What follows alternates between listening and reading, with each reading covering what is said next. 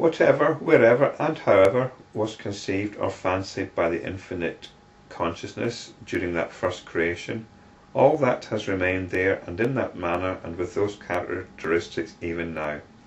Thus was a definite order brought into being. And here we get the Yoga Vasistha again trying to back up Hindu cosmology. No definite order was brought into being.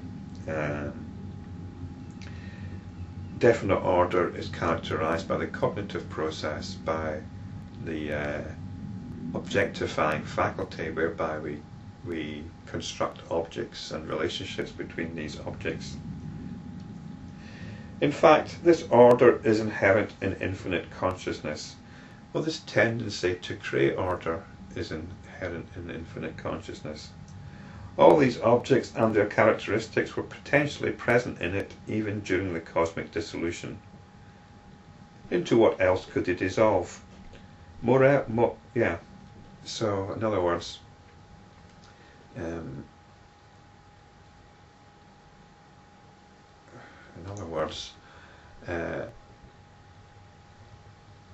everything is actually of the same nature as this infinite cosmic consciousness. If it wasn't, then no realization would be possible, no enlightenment would be possible. Moreover, how can something become nothing? Gold that appears as bracelet cannot become formless entirely. So there's an essential non-difference between everything. So we don't need to say that everything's the same, but it's certainly non-different. Thus, although all the elements of this creation are utter emptiness, yet whatever element was conceived of in the beginning, with whatever characteristic, such order has persisted until now. All this is only from the relative point of view, for the universe has not been created at all, and whatever is the infinite consciousness and not else. It is the nature of appearance to appear to be real, even though it is unreal. Such is the order, niyati, in the universe, that nothing until now has been able to alter it. It was the infinite consciousness itself that thought of all these elements within itself, and it experienced them within itself, and that experience appears to have materialized.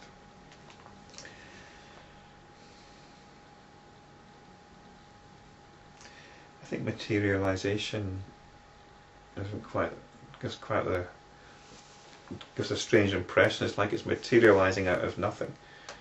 I think happened to be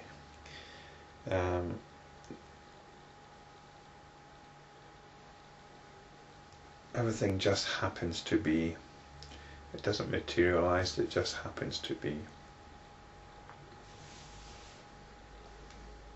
So now we get an attempt to justify a certain cosmology, a certain order of things.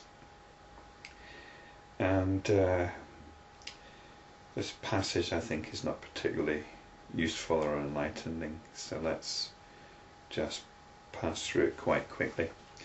Sarasvati continued, according to the order that existed in the first creation, human beings were endowed with a lifespan of 1, 2, 3 or 400 years.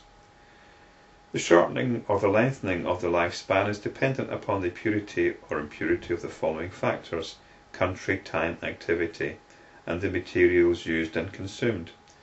He who adheres to the injunctions of the scriptures enjoys the lifespan guaranteed by those scriptures. Thus the person lives a long or short life and reaches its end. It's quite curious all the same that we get this in the Jewish books, don't we? Methuselah, the ancient kings and prophets and peoples seem to have been able to live for quite a long time. But let's not make much of that. The enlightened leader said, O Goddess, kindly enlighten me concerning death. Is it pleasant or unpleasant? And what happens after death? Well, that's a more interesting question, but I don't think the answer's particularly enlightening. Sarasvati said, there are 3 types of human beings, my dear: the fool, one who is practicing concentration and meditation, and the yogi or intelligent one. Interesting distinction there between the yogi and the meditator. The two latter types of human beings abandon the body by the practice of the yoga of concentration and meditation, and depart at their sweet will and pleasure. But the fool who has not practiced concentration or meditation, being at the mercy of forces outside himself, experiences great anguish at the approach of death. So this is the intriguing notion that the yogi or the meditator can actually depart this life of their own volition. And there's certainly plenty of stories to that effect. Interesting though, isn't it? But now we've got a passage about the fool. This fool experiences a terrible burning sensation within himself. His breathing becomes hard and laboured. His body becomes discoloured. He enters into dense darkness and sees the stars during the day. He gets dizzy. He is confused in his vision.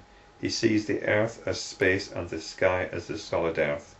He experiences all sorts of delirious sensations, that he's falling into a well, entering into a stone, riding a fast vehicle, melting away like snow, being dragged with a rope, floating away like a blade of grass, etc. He wishes to express his suffering, but is unable to do so. Gradually his senses lose their power, and he's unable even to think. Therefore he sinks in unwisdom and ignorance. So basically not a very nice picture of death, dying and death, and there's obviously a kind of exhortation to meditate and develop your concentration.